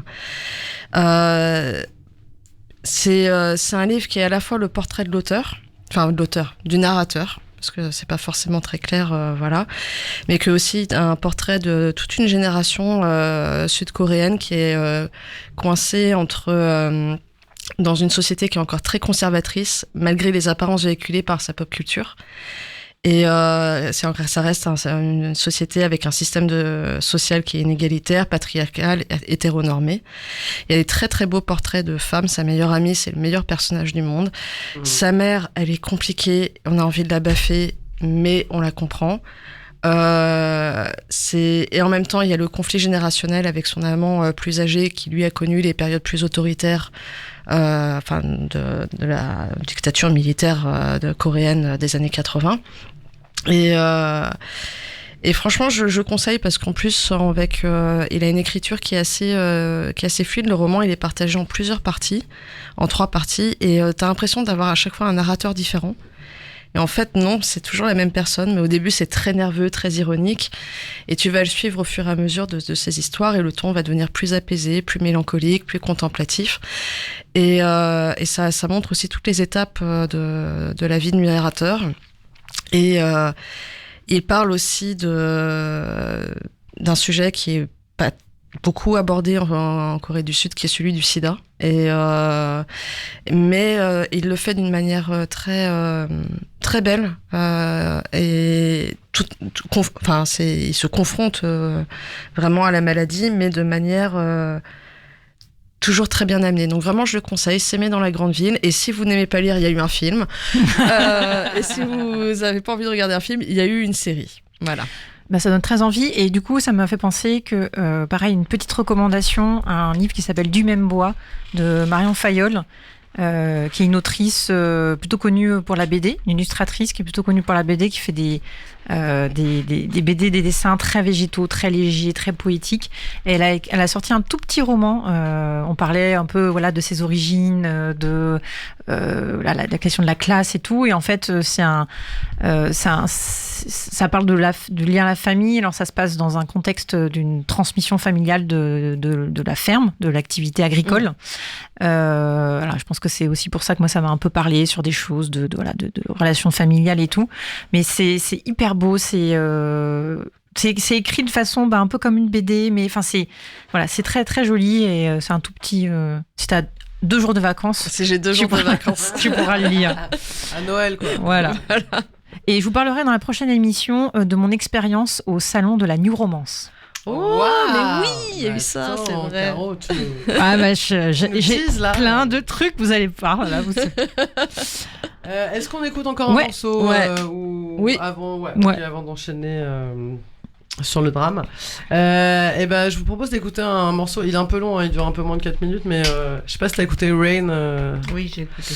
Et en fait, c'est un artiste, donc c'est Rain, R-E-N, qui est un artiste anglais, qui vient de Brighton, je crois, qui a fait beaucoup de concerts dans la rue, dans le métro, avec un groupe qui s'appelle The Big Push. Et c'est un artiste incroyable. Il est archi beau gosse. Il a une histoire. Voilà, il a une maladie aussi qui est. Enfin bon, bref, il a une histoire incroyable. Si vous vous intéressez, si ça vous branche, vous irez lire son histoire. Et il fait de la drum and bass un petit peu. Enfin, il a un flow de malade. Et on écoute le morceau So the Story Goes. Out of mind when we out of sight. We come alive in the dead of night. Bloody stick in his eye for Ashley, mate. Just fuck this. I can't really be bothered, man. Fuck that. Fuck it. Yeah. So the story goes. Come about on smoke forever. Let the sheep them know. I'm a beast when I'm on the Charlie, bro. Fuck forever. It's the cool place. You think you're so fucking clever. Like start down chewing gum. You know I go hell forever. I'm on track to be the best one ever. Fuck a label, man, we're killing it, we're doing it better. What you blow? wait. So the story goes, I've been living life in a haze, bro. The city like clothes, I never slow. Gotta learn to calm down, but I don't. Going round for round, I'm fucking buzzing. Council house and violent flow thugging. Got a couple burners in the oven. McLovin. Pick the sticky, icky green budding. Pass it to the left if you start bugging. You think you're so fucking clever. Like start down chewing gum, you know I go hell forever. I'm on track to be the best one ever. Fuck a label, man, we're killing it, we're doing it better. What you blow?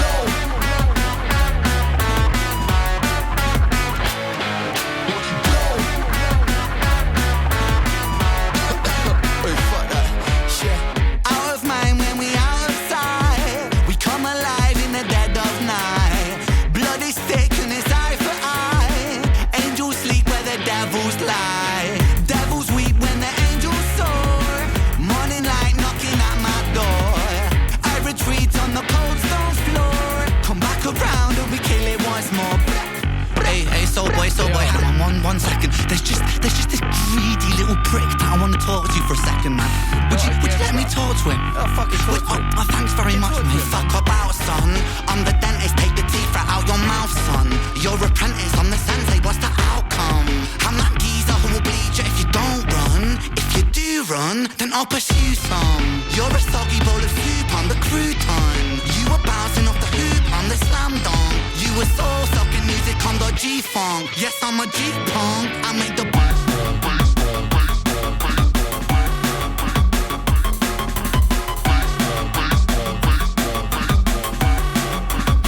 yeah, if you got trash, then come at the soul boy. I make the ADD and B, I make your hell boy. I got a big fucking sting like Bellboy. Drop bombs and nukes, call me shell boy. Got spaghetti in my head and it's a state of mind. Like I'm fucked up my face, now I'm Frankie's Grens flow a hole, that's alright. Cause if it flows that hard, I gotta flow that twice. You think you're so fucking clever. Like start down chewing gum, you know I go hell forever. I'm on track to be the best one ever. Fuck a label, man, we're killing it, we're doing it better. What you blow?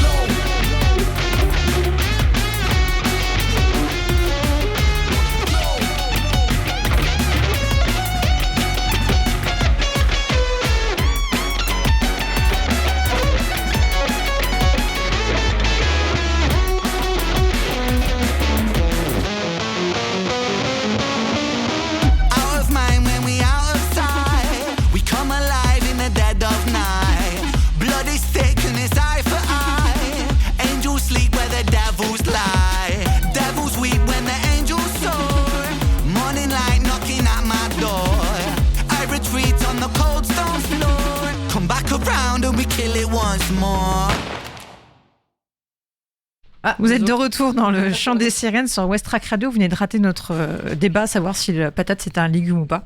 Vous venez d'écouter. Où est le cresson? Et où est le cresson? On cherche, non pas Edith, mais on cherche le cresson. Voilà, elle était là, nulle. là, on a fait elle les était blagues trop de bien, je vieille. voulais la Non, elle est faire. trop bien, elle est trop bien. Bah, Mais, 1h20 d'émission. Chacun crée son truc. Hein. Oh, oh la 1h20 d'émission, c'était peut-être trop pour nos vieilles peaux. Même si au début, on faisait des émissions de 2 heures, je crois, Marie. Ouais, c'est vrai. Voilà, ce soir, on se rattrape. Normalement, c'est 1 heure l'émission. Bah, ça fait longtemps qu'on n'est pas venu. Il n'y a personne après. Donc, Ouais, on fait comme celle chez de nous. Septembre, octobre. Enfin, j'espère Voilà. qu'il y a personne après. Hein. On verra bien. Voilà, on fait comme chez nous. On continue de papoter pour cette émission. Un petit peu de reprise, finalement, pour nous. Parce que voilà, Tout à fait. on s'était pas vu autour des micros depuis peut-être le mois de mai, juin, je sais plus. Donc, on a fait quelques mois. Mais du coup, on va quand même pas tarder à terminer cette émission. Mais avant, Marie, il y avait, voilà, tu voulais aborder avec nous quelque chose qui te tient à cœur et bah, je te laisse nous en parler. Ouais, alors je sais pas trop comment introduire le truc, mais comme je le disais en intro de l'émission, je vais parler des attentats terroristes commis à Paris il y a 10 ans. Le bilan des victimes fait état de 130 morts et de 413 blessés hospitalisés, dont 99 en situation d'urgence. Et j'ai envie de vous en parler. Je vais pas vous parler de ma situation personnelle, mais là, pour le coup, oui. Mais les événements de ce week-end m'ont un peu poussé à me dire, là, faut que j'en parle. Et du coup, bah, je mets des trigger warnings là, parce que Oui. âme sensible, s'abstenir, parce que je vais vous raconter ma journée du 13 novembre 2015, en fait. Donc ce jour-là, on part du Havre avec des amis, on part tous en petite camionnette, enfin en trafic en fait. On s'est organisé depuis longtemps. Juste avant de partir du Havre, je me prends la tête avec mon directeur d'ailleurs, on a une embrouille, je lui dis ah, ta gueule, je me barre et tout. Non, tu te barres pas là. Non, fuck. Donc je retrouve mes potes. Donc on est parti du Havre dans l'après-midi avec des amis pour assister au concert de Eagle of Death Metal. J'avais eu des invites par un ami. On est joyeux, on rigole, on se questionne sur le fait que le chanteur de Eagle of Death Metal soit pro NRA. Donc c'est la National Wealth Association of America, qui est une association à but non lucratif américaine, dont la principale activité est de protéger le droit de posséder et de porter des armes aux États-Unis. Et on se dit que s'il fait allusion à ça durant le concert, on s'écrira, on a pris des marqueurs dans notre poche, on s'écrira No Gun More Fun parce qu'on n'aime pas les armes. Bref, on fait le trajet, on s'arrête sur l'autoroute, on achète des bières, enfin on est trop content d'être ensemble et d'aller voir ce concert. On arrive à Paris donc en fin d'après-midi, direction le Bataclan, on est excité, on chante des bêtises, on est là dans la Teuchade d'Esmeralda, enfin tu vois, on se fait le truc de Paris, bref. On arrive au Bataclan, on fait un peu tâche parce que les provinciaux excités qui se font une virée à Paris, alors que les gens sont un peu blasés, tu vois, la vie parisienne quoi. On prend une bière, on rigole avec le barman qui doit se dire mais ils sont bien débiles ceux-là quand même. Je sais pas s'il est encore en vie aujourd'hui. On regarde le groupe qui fait la première partie, puis on fait une pause entre les deux groupes, on va se fumer une clope devant la salle, là où quelques vingtaines de minutes plus tard en fait les terroristes entreront. On est ensemble au milieu de la salle, dans la fosse en fait, pour le début du concert de Eagle of Death Metal, ça commence... On est trop contente, ça bouge, ça danse, ça pogote et tout. Et puis après quelques morceaux, je vois qu'on s'est un peu perdu dans la foule en fait, dans le public. Et puis je me dis ouais, j'ai envie d'aller faire pipi, donc je me dis bon, je vais y aller. Et peut-être je vais les retrouver quoi, au bar ou quelque chose comme ça. Ça m'étonnerait pas qu'ils soient au bar. Donc je me dirige vers le bar, je regarde le public présent en fait, et je traverse toute la fosse et je me dis putain, ils ont l'air tristes les gens là, ils sont gris, ils font tous la gueule, alors que nous on est dans un truc, on est trop fans. Donc je commence à être un peu ivre aussi à ce moment-là, quoi. Certains de ces visages seront morts quelques minutes après. Je croise devant la régie une copine que je connais, à qui je dis ah coucou, ça va, je vais aux toilettes, je sais plus, est-ce que je passe par là, est-ce que je vais vers l'entrée vers le merch. Elle me dit non vas-y, passe par là, regarde, il y a des escaliers, mais vu qu'il y a trop de monde, je vois pas les escaliers. Et puis j'ai oublié qu'il y a ces escaliers. Du coup je la laisse et elle se prendra une balle dans la cuisse quelques minutes après. J'ai envie de boire une bière, mais en même temps, je me dis, c'est plus sage d'aller quand même aux toilettes avant et de prendre une bière après. Ma vessie m'a sauvé ce soir-là, quoi. Donc, je suis dans les toilettes quand les terroristes entrent dans la salle après avoir tué les personnes qui étaient à l'entrée. J'entends des coups de feu, mais je crois que j'ai raté un truc sur scène, là. Genre, ils sont en train de faire des feux d'artifice, je suis en train de tout rater, là. Puis, en fait, il y a trop de coups de feu pour que ce soit un délire sur scène. J'entends des cris, des hurlements. Là, je commence à me dire, attends, mais c'est une fusillade. Et donc, je commence à me dire, ouais, je me cache entre les chiottes et le mur. J'envoie un texto à mes potes pour savoir où ils sont. J'entends des gens crier, sortez, sortez, sortez. J'imagine un gars arriver dans les toilettes et me tirer une balle en pleine tête. Je me dis là, c'est maintenant, faut que je sorte, après ce sera trop tard.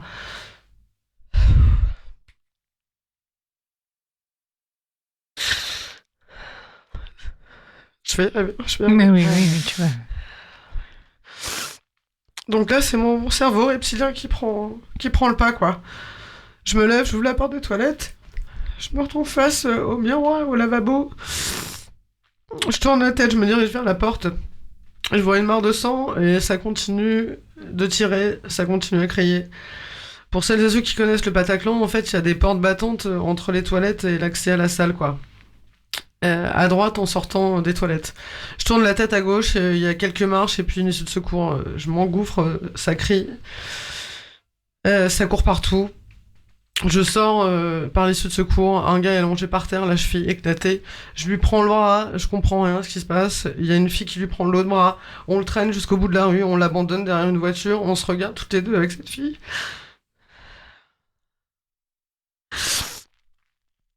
On se serre dans nos bras et on se sépare chacune, on l'abandonne comme ça, le gars, quoi. Je sais même pas ce qu'il est devenu. On se sépare chacune d'un côté, quoi. Je prends mon téléphone, j'envoie un texto à mon amoureux de l'époque qui est resté au Havre pour lui dire « Je suis en vie !» Il me répond « Waouh, ça avait l'air trop cool, les gars, de Death Metal !» Je lui réponds « Fusillade !» Je déambule proche de l'entrée du Bataclan. Je vois les polices arriver, j'entends les sirènes. Petite dédicace.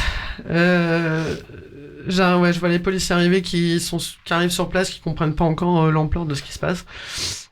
Je prends le boulevard à côté, je tourne dans une petite rue à gauche, j'entre dans un bar, je suis carrément hystérique, je suis sous le choc. Les gens ils me regardent, ils se disent mais waouh, elle sort d'où elle Je dis ouais, il y a une fusillade au Bataclan, c'est la guerre, je tremble de partout, les gens rient, une meuf me voit et vient à mon aide, quoi. Je suis traumatisé, j'ai du mal à parler. Le patron du bar commence à se dire mais attends, qu'est-ce qui se passe quelques minutes après, il ferme le rideau de fer de son bar. Je pense qu'il était prévenu par la police que en fait il savait pas ce qui se passait et que les terroristes étaient peut-être aussi dans les rues, quoi. Il confine tout le monde dans le bar. Il y a une petite terrasse fumeur en fait derrière. La fille m'accompagne, me tend un verre, vas-y bois un truc. Je bois cul sec. Mon téléphone sonne.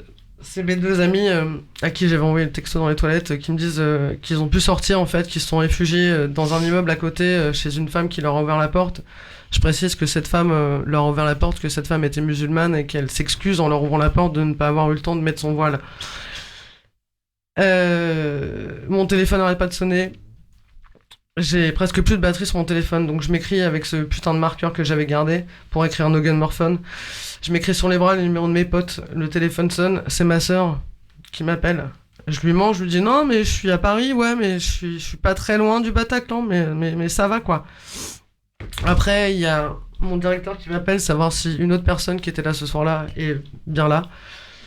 Je raccroche, il y a d'autres amis qui m'appellent, je reste en fait dans cette terrasse de bar jusqu'à 2h du matin, où finalement le patron du bar me dit je vous accompagne, la police est dans un bar à côté, où je sais que mes potes, on s'était dit qu'on se retrouvait là. Donc je vais dans ce bar où les flics sont en train d'interroger les gens, savoir vous les avez vus arriver, vous les avez pas vus et tout. Donc je retrouve mes amis qui sont là, dont certains ont réussi à sortir peut-être 10 minutes après l'arrivée des terroristes. Une est restée au moins 30 minutes et a pu sortir grâce à un mec de la sécu qui a réussi à ouvrir une issue de secours. Je vous passe les détails sanglants. Et en fait, il y a juste un de nos potes qu'on n'a pas pu récupérer ce soir-là parce qu'il était parti au quai des Orfèvres parce qu'il a vu les mecs arriver, en fait, donc il était parti témoigner. Et du coup, les flics nous laissent repartir, quoi. Il est 3h du mat, on est là comme des zombies sur le boulevard devant le Bataclan et il y a des gens qui viennent nous voir. Ouais, vous y étiez, mais nous aussi, parlez-nous-en. Et en fait, on se rend compte que c'est BFM TV, notre pote dit ouais, mais dégagez, quoi. On retourne au camion et direction Le Havre, quoi. Et je sais pas comment ils ont fait mes potes pour conduire jusqu'au Havre. Et bref, voilà. Il y a d'autres amis qu'on avait croisés dans la soirée, on s'en est tous sortis physiquement indemnes, mais moralement et psychologiquement choqués. Et tous les gens aussi, évidemment, c'est un événement comme les événements du 11 septembre, où il y a eu des morts, donc ces personnes-là, on pense à eux et elles, et on pense aussi à leurs familles, à leurs proches, et à tous les gens, toute la France en fait, parce que tout le monde a été touché par ces événements, le monde aussi, et je sais que moi, personnellement, on est allé porter plainte, enfin, je suis allé porter plainte contre Salah Abdeslam. Je me suis pas porté partie civile parce que j'ai échappé, mine de rien, vu ce que je viens de vous raconter, au pire.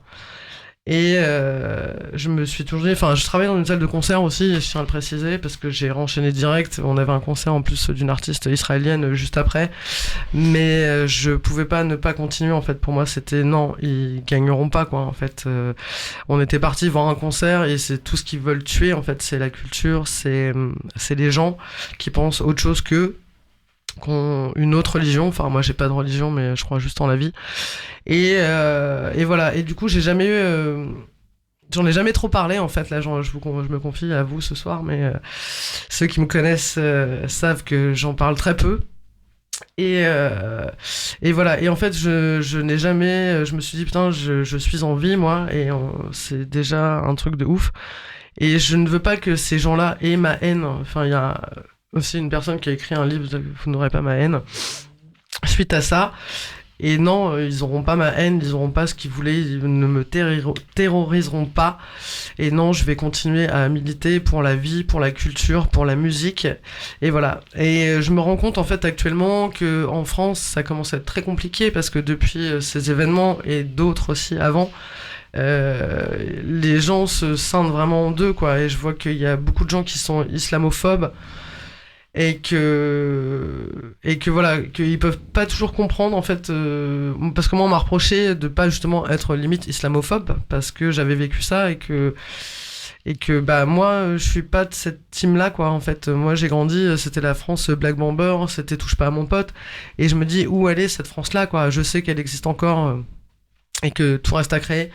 Mais voilà, je sais pas si vous voulez réagir les filles, c'est un petit peu abrupt, mais voilà, juste pour dire que la haine engendre la haine et qu'on s'en sortira pas si on se déteste les uns les autres en fait. Donc l'avenir nous le dira, on est dans une période qui est très compliquée et où les extrêmes... il n'y a plus de milieu, il n'y a plus de modérateur. En fait, tout le monde est convaincu d'avoir raison. Je ne sais pas comment on va s'en sortir, vu les gouvernements qu'on a, en plus, qui ne nous laissent plus aucune légitimité politique. C'est-à-dire qu'on va manifester contre des lois, que ce soit la loi travail, la loi des retraites et tout ça. On n'en a rien à foutre, on nous fait un gros fuck. On va voter, parce que c'est le seul droit qui nous reste. On n'en a rien à foutre, on nous fait un gros fuck. Donc je ne sais pas ce que les gouvernements cherchent, à part peut-être la révolution populaire, les incendies, la guérilla urbaine, pour défoncer tout le monde, parce qu'on voit bien que la police est aussi d'extrême droite. Alors, not all cops, sûrement. Mais voilà, donc c'était ce que j'avais envie de vous partager ce soir, que écoutez les autres en fait, et essayez, je suis pas pour la religion, mais Jesus a peut-être dit pas que des conneries, tu ne tueras point, Jesus, tu ne tueras point, et bah peut-être on peut commencer par là, et ça changera peut-être la face du monde. Merci Marie. Merci Marie pour ton témoignage, parce que voilà, en effet, tu n'en as pas beaucoup parlé. Mais je pense que c'était important pour toi de le faire en ce moment. Bah écoute, ça fait 10 ans. Ça fait 10 ans. C'est mon cycle. Moi, c'est l'occasion de te dire que t'es quelqu'un que j'admire beaucoup. Parce que je sais que t'as vécu ça. Et je sais que t'es toujours restée hyper positive, hyper constructive. Hyper dans l'amitié, dans la générosité. Et je te remercie parce que je t'admire en fait.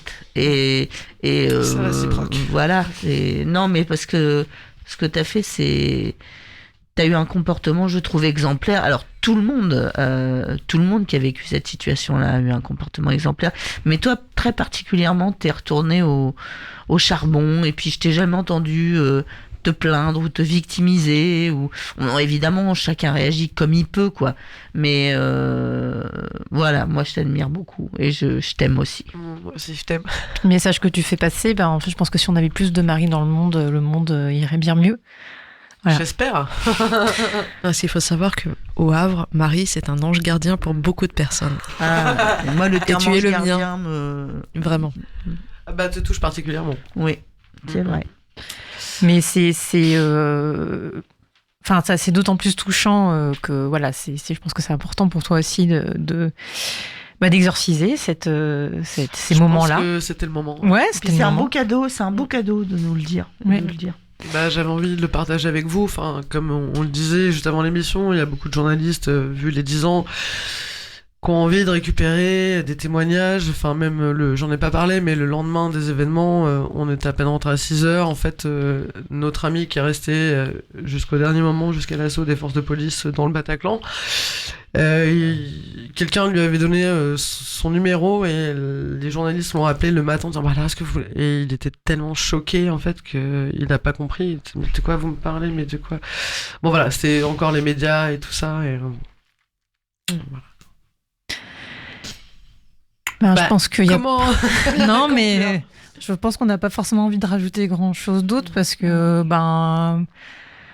ça représente aussi tout ce pourquoi tu te bats et tu luttes et ce pourquoi tu fais tout ce que tu fais au chant des sirènes, mais partout ailleurs. Et comme je dis, je pense que s'il y avait plus de maris dans le monde... Bah, s'il y avait plus de sirènes. Eh ben, non, de maris. De sirènes comme nous, hein, je veux dire, pas de sirènes de police. On s'en sortirait beaucoup mieux parce que t'es dans la tolérance, l'intelligence émotionnelle et pas dans la colère juste et pas dans la colère injuste. Et dans la force. Et dans la force, bien évidemment, parce que tout ce que tu viens de raconter, l'histoire que tu as vécue et les 10 ans qui se sont passés derrière, ça représente très bien la personne que tu es. Voilà, c'est que tu es très juste et très intègre et très humble, trop, peut-être aussi parfois. Mais voilà, c'est mieux. On se fait des petites déclarations d'amour. Non, Ça, c'est on a besoin d'amour. Donc pour une émission de rentrée. Non. Dans ce monde, mais merci d'avoir partagé ça avec nous, Marie. De toute façon, personne nous écoute, donc oui, voilà. Je regarde. On le garde. Il y a écrit 10 auditeurs, on verra. On vous embrasse, hein, les On le auditeurs. garde ça fort pour nous. Et je sais On pas s'écoute si un vous dernier voulez morceau, rajouter. en fait, ou peut-être si vous avez envie de rajouter quelque chose. Ouais. On t'aime. Voilà, on t'aime. Moi aussi, je vous aime de ouf. Et on pense à toutes les victimes, voilà, qui sont parties, qui sont encore là, leurs familles. Complètement. Et tous les copains du Havre. Voilà, Ouais, tous les c'est copains, clair. copines du Havre. On vous embrasse. Du coup, on va écouter un dernier morceau d'Orelsan parce que je vous dis, moi, c'est un petit peu. C'est un peu. Donc, c'est le premier morceau de l'album qui s'appelle Le Pacte. Et justement, qui est assez classe parce que c'est un peu tous les trucs des réseaux sociaux, toutes les critiques qui se prend dans la gueule et tout ça. Et il est très beau ce morceau. Et on vous retrouve l'année prochaine, non, le mois prochain, pardon, au mois de décembre pour une émission de Noël ou pas. Mais pour une émission en tout cas.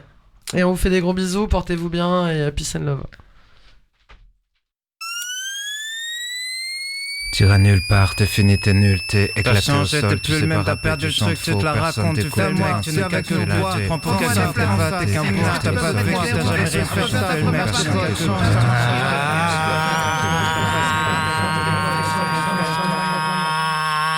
Tu l'as voulu, tu l'as eu, maintenant assume. Tu l'as voulu, tu l'as eu, maintenant assume. Tu l'as voulu, tu l'as eu. Tu l'as voulu, tu l'as eu, maintenant assume. Tu l'as voulu, tu l'as eu, maintenant assume. Tu l'as voulu, tu l'as eu. La presse, les couvertures, quand t'arrêtes dans la rue. Les photos dégueulasses à ton insu. Le mec agressif qui sort son téléphone et t'insulte. Le tribunal des pauvres qui ont aucune preuve et qui te jugent. T'as voulu faire le show, donc te plains pas quand ça brûle. Y'a plus de demi-mesure, t'es un génie ou t'es nul. On te donne des convictions que t'as jamais eues. Et si t'agis pas comme ils s'imaginent, ils sont déçus. Tu l'as voulu, tu l'as eu.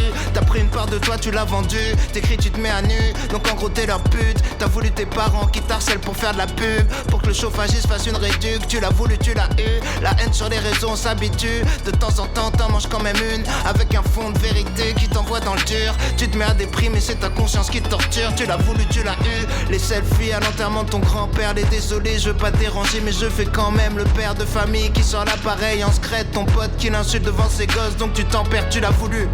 Les détournements d'IA, les citations bizarres où t'as pas vraiment dit ça. Et tu prends du poids, t'es moche, tu vieillis mal. Tu dis que ça fait rien, mais devant la glace, tu te sens minable. À force, tu mélanges le vrai toi avec ton image. T'es beau en vidéo, donc t'aimes plus ton vrai visage, tu l'as voulu.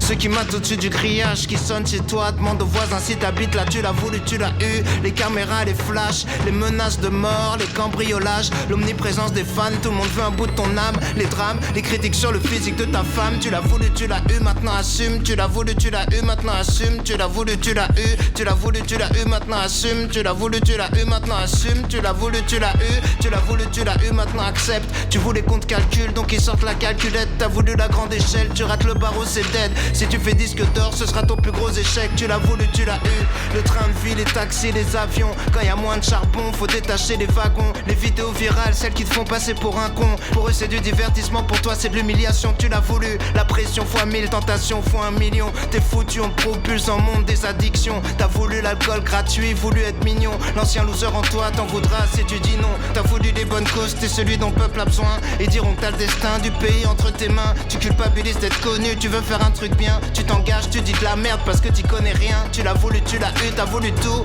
T'as voulu trop de piment, maintenant rien n'a plus de goût. Plus t'as de matériel, et plus t'en as rien à foutre. Et puis tu regrettes de plus pouvoir sortir faire un tour.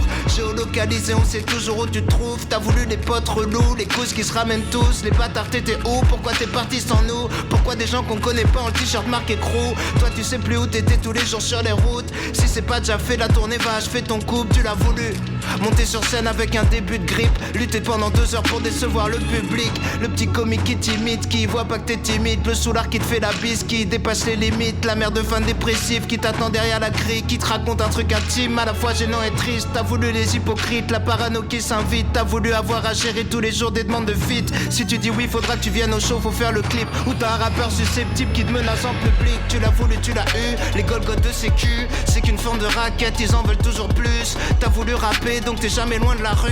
T'as voulu nager, avec les requins assume. On t'aimait comme t'étais, mais tu l'es plus. Tu referas jamais aussi bien que ton premier tube. Tu l'as voulu, de toute façon qu'est-ce que tu veux leur raconter, t'as plus de vécu. Donc là t'écris des trucs qu'en fait ils te ressemblent même plus. On te dit prends tout maintenant, c'est pas sûr que ça dure. Et c'est sûrement la meilleure chose à faire pour pas que ça dure. Tout le monde voit que ça t'use, mais tout le monde a une offre qu'il faut surtout pas que tu refuses. Quand t'es une machine à sous, prendre du repos c'est un luxe. Tu mélanges les projets, y'a ton cerveau qui sature. Ça s'appelle une deadline parce que ça tue. Ta vie c'est des heures sup, tu veux bosser mais quand t'es pas là plus personne s'amuse. Et tu raques, et tu raques, et tu raques. Un jour y'a plus de merci, y'a juste une machine à cartes. T'as voulu faire de l'art mais maintenant tu fais des maths. Tu sais plus si t'es un humain, un business ou une marque. Tout le monde est là grâce à ton taf mais personne veut que tu le fasses. Et c'est pour ça que sur un trône y'a qu'une place. Et tes problèmes de star, tout le monde s'en tape. Fallait pas faire le pacte, fallait pas tendre le micro pour te faire battre. Tu l'as